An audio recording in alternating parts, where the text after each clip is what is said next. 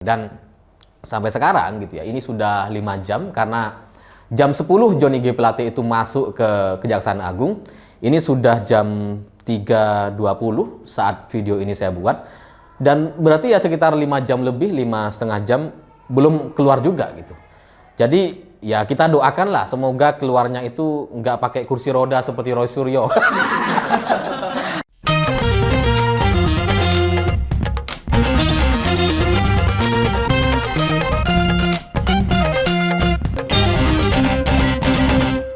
Selamat malam semuanya. Hari ini Johnny Plate atau Menteri Komunikasi dan Informatika akhirnya hadir di Kejaksaan Agung untuk menjadi saksi atas kasus korupsi BTS dari Bakti Kominfo. Dan ini adalah pemanggilan yang kedua karena di pemanggilan yang pertama Johnny Plate ini nggak bisa hadir atau absen atau mangkir karena dua alasan. Karena alasan yang pertama, ikut hadir mendampingi Presiden di Hari Perayaan Pers Nasional. Kemudian kemarin juga ada rapat dengan DPR sehingga karena dua alasan ini Johnny Plate memilih tidak hadir di Kejaksaan Agung pada 9 Februari lalu.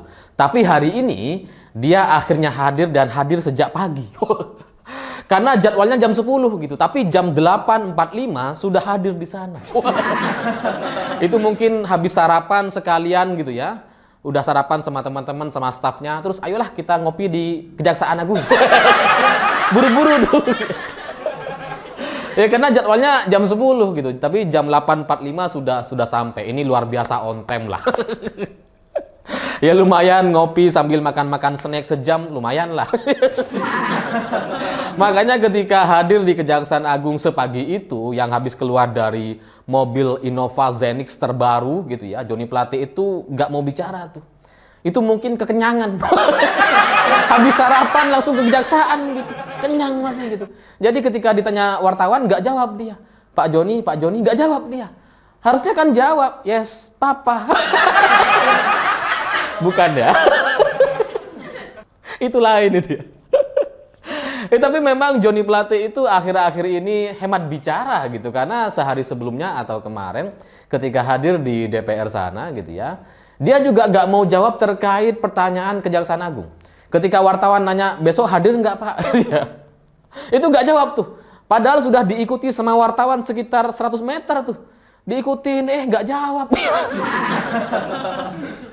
Itu kenapa nggak jawab? Akhir-akhir ini Pak Johnny Plate itu kayaknya agak grogi gitu ya.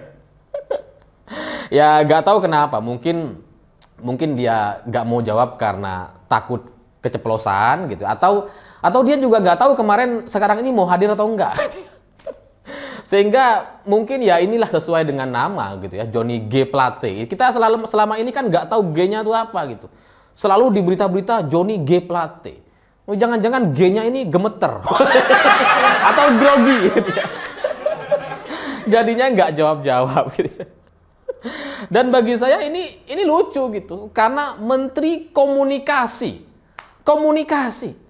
tapi ketika dijawab nggak jawab lah, gimana? Menteri Komunikasi kok nggak komunikasi? Ya lucu gitu. Padahal kemarin itu kan hadir di Hari Pers Nasional gitu ya. Tapi kemudian ketika ditanya wartawan nggak jawab. Ini ada apa gitu? Apa ada? Iya. Ya, tapi dalam analisa saya gitu ya, mungkin Johnny Plate itu malu gitu karena 3 bulan yang lalu atau bulan November lalu itu dia sangat yakin gitu. Sangat yakin betul bahwa ini bukan kasus korupsi, kata Johnny G. Plate gitu ya. Johnny G. Meter Plate. Ya karena ketika Kejaksaan Agung memeriksa atau menggeledah kantor Kominfo, itu langsung muncul pernyataan, oh enggak, ini bukan kasus korupsi. Ini cuma pendataan. Itu bulan November gitu ya. Tapi kemudian Januari, tanggal 4 Januari, kemudian Kejaksaan Agung menetapkan 4 orang tersangka dan ini murni resmi menjadi kasus korupsi. Jadi mungkin gara-gara itu Johnny G. Plate ini yang sebelumnya cukup percaya diri gitu ya, akhirnya sekarang lemah. Dia down itu gitu ya. Dia kaget gitu. Lah kok jadi kasus korupsi, kan malu gitu. Sebelumnya ditanya wartawan, oh enggak, ini bukan kasus korupsi. Jadi dari yang sebelumnya yakin aman, nggak ada masalah apa-apa, sekarang kemudian hadir ke Kejaksaan Agung untuk menjadi saksi atas 5 orang tersangka.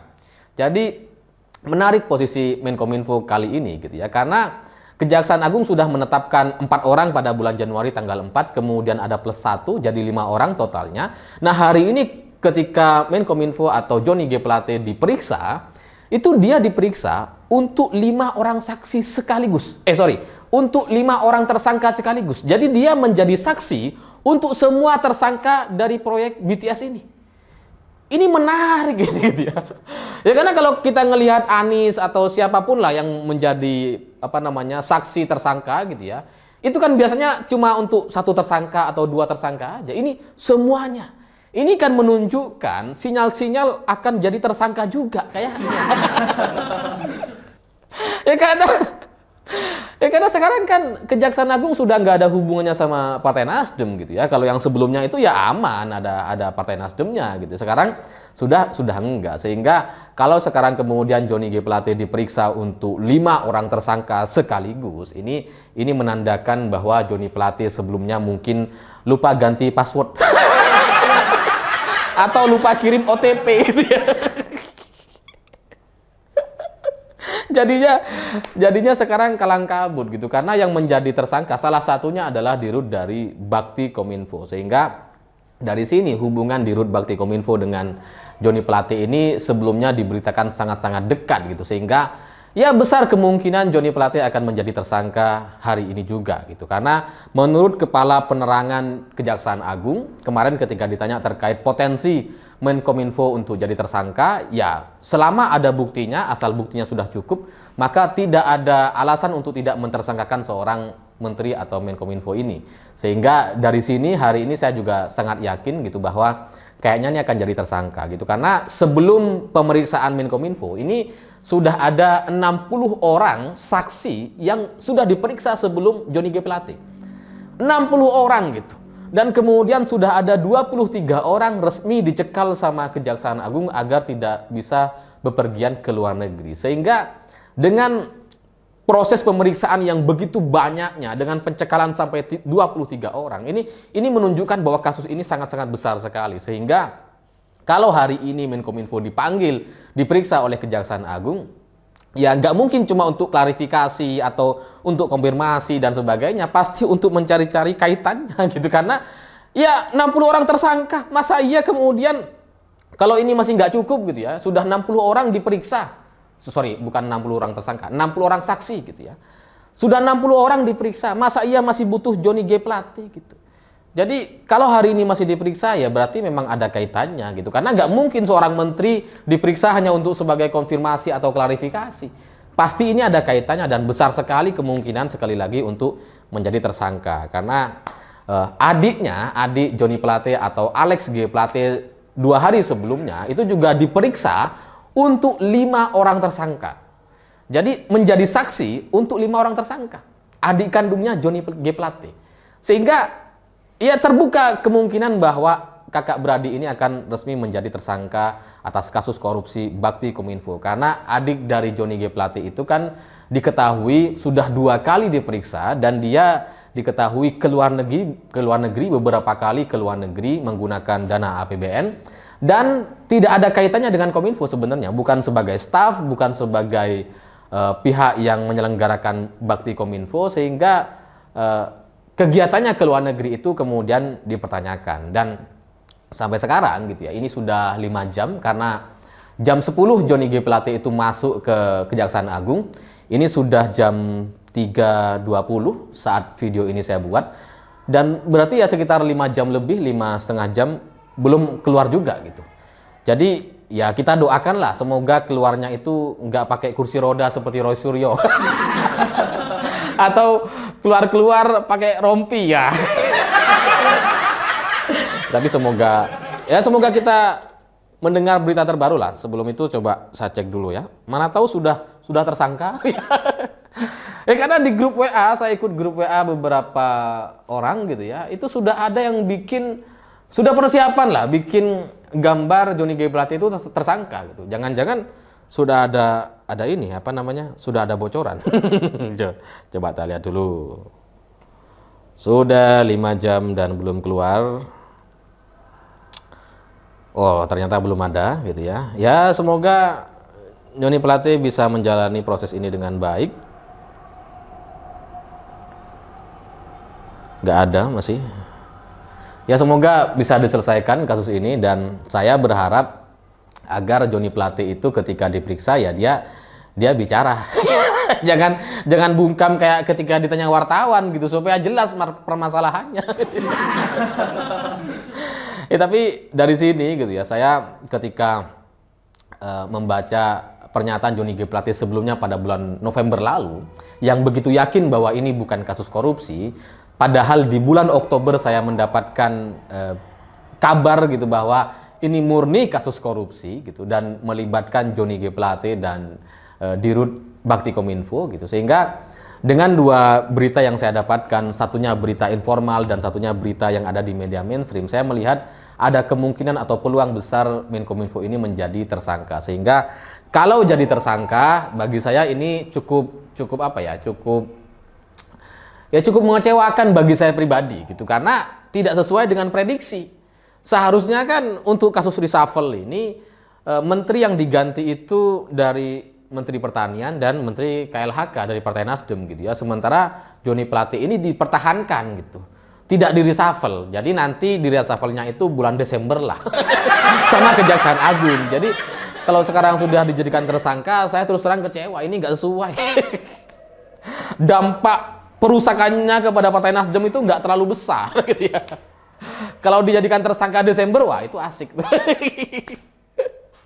Ya, tapi nggak apa-apa juga. Kalau memang hari ini sudah dijadikan tersangka, ya bagus juga gitu. Akhirnya kasus ini bisa dibuka sejelas-jelasnya dan bisa diselesaikan, sehingga proyek pengadaan BTS di wilayah-wilayah terpencil terluar di Indonesia itu bisa kemudian dilaksanakan dengan baik. Karena proses penggarapannya atau pembangunannya selama ini gitu ya, karena kasus ini memang penuh dengan kasus korupsi, maka hasil pembangunan dari BTS yang ada di wilayah-wilayah terluar di Indonesia itu nggak maksimal gitu. Bahkan di beberapa daerah BTS itu justru mengganggu sinyal yang sudah ada. Jadi sebelumnya sudah ada sinyal internet, sudah mereka bisa mendapatkan akses internet gitu. Sehingga ketika ada BTS Kominfo, itu malah justru mengganggu sinyalnya. Malah mereka nggak bisa internetan dan mereka hanya bisa telepon-teleponan. Dan ketika BTS ini aktif, itu bahkan bisa membuat jaringan itu down katanya. Jadi nggak bisa nelpon sama sekali. Sehingga di wilayah-wilayah tertentu yang sebelumnya sudah tersambung jaringan internet, justru jadi nggak bisa internetan gara-gara si BTS ini. Ya gimana, kasus korupsi.